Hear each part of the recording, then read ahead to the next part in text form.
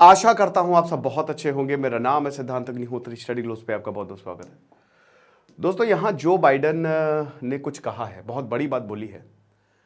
Joe Biden ने कहा है कि ये, पहले मैं आपको स्टेटमेंट सुनाता हूं कि हम सक्सेसफुल क्यों हैं, हम क्यों इतने महान हैं। क्योंकि हमने दूसरों को, इमाइग्रेंट्स को, इसको खोल दो, इमाइग्रेंट्स को जो है वो हाथों हाथ लिया। हमारे यहां इमाइग्रेंट्स आए, हमारे यहां वो सेटल हुए और अमेरिका को बनाया। दूसरे सफल क्यों नहीं हुए? स्पेशली जापान, चाइना, रशिया और भारत, क्योंकि वो जेनोफोबिक है, जेनोफोबिया है उनको। इसीलिए वो कभी सक्सेसफुल हो ही नहीं पाए जितने हम हैं। ये स्टेटमेंट जो बाइडेन ने ऑन रिकॉर्ड दी है। वॉशिंगटन ने बोला भाई, उसके बाद जब देखिए जो बाइडेन अब 80 साल के, वो आप देख ही सकते हो कि कई बार वो बूढ़े बहुत ज़्यादा हो गए हैं, मैं वो नहीं कह रहा हूँ, लेकिन हाँ कई बार दिखता है, कभी वो लड़खड़ा जाता है, कभी कुछ। ये स्टेटमेंट हो सकता है उनका स्लिप ऑफ टंग हो। बाद में वॉशिंगटन ने इसको बैलेंस करने की कोशिश की कि उन्होंने बताया कि देखिए हम भारत, क्योंकि भाई इंडिया जापान की बात थी, तो अब यहां पे बोला कि देखिए इंडिया जापान जो है वो हमारे बहुत अच्छे दोस्त हैं। हम ये बताना चाह रहे थे कि हम एज अ देश कैसे हैं, हमने किस तरीके से अपने आप को संभाला है और अपने आप को महान बनाया है। हमारा किसी देश के ऊपर तंज नहीं है। अब सच्चाई क्या है, चलिए पहले अमेरिका पे आते हैं। United states of America, America में कौन रहता था? अमेरिका में आदिवासी रहते थे, मूल निवासी, जिनको रेड इंडियंस बोला जाता था। आज आप साउथ अमेरिका में चले जाओ या मेक्सिको में चले जाओ, तो वहां पे आपको जो रंग रूप है वो ब्राउन है। मेक्सिको और साउथ अमेरिका में आपको ब्राउनिश पीपल ज्यादा मिलेंगे। अगर एक मेक्सिको की लड़की या लड़का को खड़ा कर दे और एक भारत के लड़के को खड़ा कर दे तो सिमिलर है, क्योंकि दोनों एक ही तरीके से हैं। क्योंकि ये भी यहां पे भी ट्राइबल्स थे, आदिवासी थे, तो ब्राउनिश कलर है, यहां पे ब्राउन ज्यादा है। तो इंडिजीनियस लोग अमेरिका में रहते थे, अमेरिका उनका था। उसके बाद यूरोप, ये आप जो देख रहे हो, ये यूरोप ने कहा कि चलो हमको भारत को ढूंढना है, क्योंकि समुद्री रास्ता ही बचा था और ये लैंड वाला रास्ता बंद हो गया था, क्योंकि ऑटोमन एम्पायर आ गया, उसने बंद कर दिया। लूट खसोट काफी ज्यादा होती, दिक्कतें। फिर उसके बाद वास्को डगामा निकले और उन्होंने खोज दिया भारत का रास्ता, अफ्रीका से होते हुए, केप ऑफ गुड होप से होते हुए यहां पे। इसके बाद जब ऐसा हुआ तो फिर होड़ लग गई, क्योंकि देखिए इंडिया बहुत इंपॉर्टेंट था पूरी दुनिया के लिए। फिर होड़ लग गई कि भाई भारत को ढूंढो। फिर क्रिस्टोफर कोलंबस निकले। अब वो उल्टी डायरेक्शन में चले गए, यहां पे आ गए वो। अब जब क्रिस्टोफर कोलंबस यहां पे आए तो कोई हीरो वीरो तो थे नहीं वो, उन्होंने तो नरसंहार किया, बहुत लोगों को मार दिया। इन्होंने बोला यही भारत है, इसीलिए यहां पे यूरोपियंस इनको रेड इंडियंस बोलते हैं, ठीक है। तो आज जितने भी गोरे लोग आपको दिख रहे हैं वो सब यूरोपियंस हैं, स्पेशली ब्रिटिश मूल के और अफ्रीकन हैं। अब क्या हुआ, अमेरिका में ओरिजिनल 13 कॉलोनीज बनी। 1636 आते आते ब्रिटिश ने यहां पे 13 कॉलोनीज बनाई। वक्त आगे बढ़ा, अमेरिका में वॉर ऑफ इंडिपेंडेंस छिड़ा, 1776 में अमेरिकन वॉर ऑफ इंडिपेंडेंस, और अगले 10 सालों में अमेरिका ने आजादी ले ली। तो एक नया देश बन गया, United states of America. United क्यों है? क्योंकि फेडरल स्ट्रक्चर है, यहां पे प्रॉपर डेमोक्रेसी आई। जॉर्ज वॉशिंगटन जो है वो पहले राष्ट्रपति बने। तो यह बात बिल्कुल सच है कि अमेरिका को इमाइग्रेंट्स ने बनाया है। अब एक और उसका पहलू दूसरा, अफ्रीका से ब्लैक्स भर भर के स्लेव ट्रेड हुआ, स्लेवरी हुई। अमेरिका में काले लोगों को बसाया गया स्लेवरी के लिए, गुलामी के लिए। इब्राहिम लिंकन आए, आज तक का सबसे bloodiest war American civil war 1861 से लेकर 65 तक ये होता है। इब्राहिम लिंकन इमेंसिपेशन प्रोक्लेमेशन, आजाद कर देते हैं, काले लोग रहे नहीं, स्लेवरी खत्म।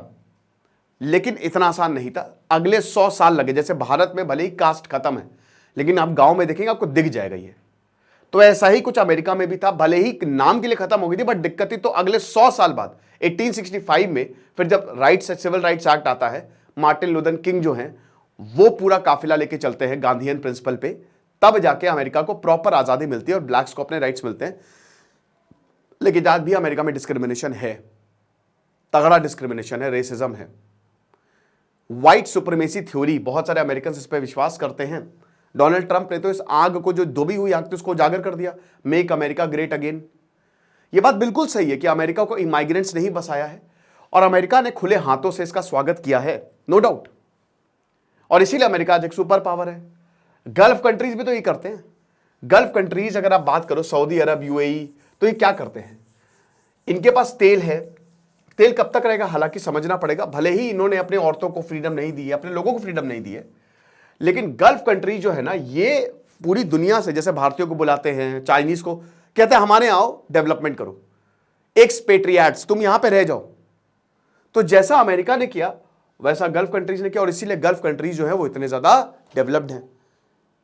क्योंकि भाई जाहिर सी बात है कि अगर आप टैलेंट को मौका दोगे, एक इंजीनियर जो भारत में बहुत अच्छा, शायद उसको अपॉर्चुनिटी नहीं है, अगर कोई दूसरा देश उसको अपॉर्चुनिटी दे रहा है तो क्यों नहीं लेगा, खुले हाथों से लेगा। और अल्टीमेटली लोगों को डेवलपमेंट से मतलब है।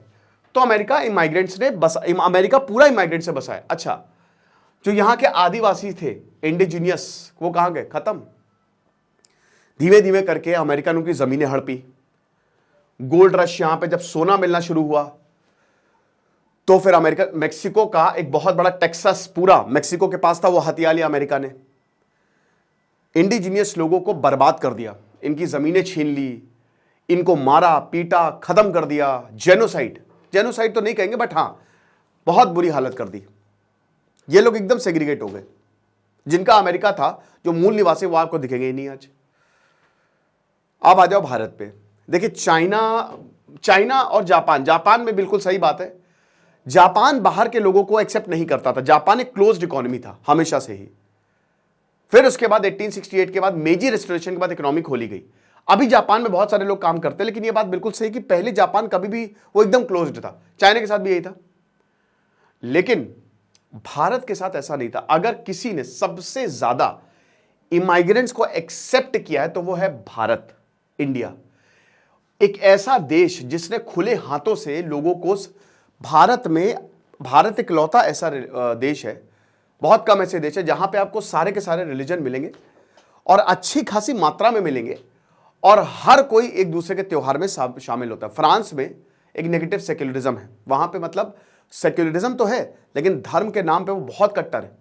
वो बोलते हैं कि धर्म का नाम मत लेना, क्योंकि फ्रांस इतना प्रताड़ित हो चुका है। भारत में ऐसा नहीं है। भारत में ईद भी मनेगी, दिवाली भी मनेगी, उसकी छुट्टियां भी आपको मिलेंगी, और सब खुश भी होते हैं, एक अच्छा खासा माहौल भी होता है।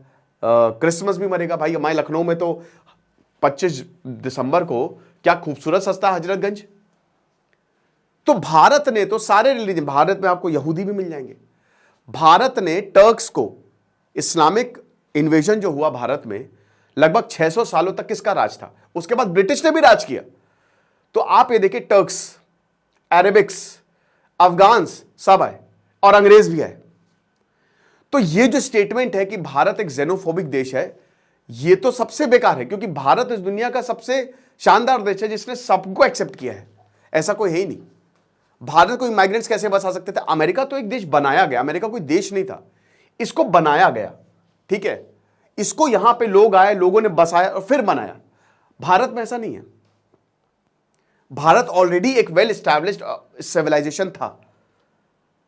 उसके बाद बहुत सारे एम्पायर्स आए, उन्होंने भी इसको बना के रखा, एक्सपेंशन हुआ पूरा साउथ ईस्ट एशिया तक, और अभी हम यहां पे खड़े हुए हैं। ये है हमारा भारत।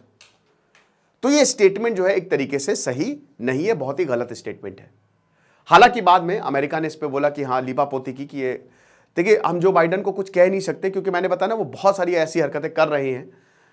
तो एक तरीके से मतलब ये माफी है ना, लेकिन फिर भी क्योंकि अमेरिका के वो प्रेसिडेंट है तो समझना चाहिए। तो ये लेक्चर था, आई होप आपको समझ में आया होगा। खुश रहिए, पढ़ते रहिए। दिस इज सिद्धांत अग्निहोत्री, साइनिंग ऑफ।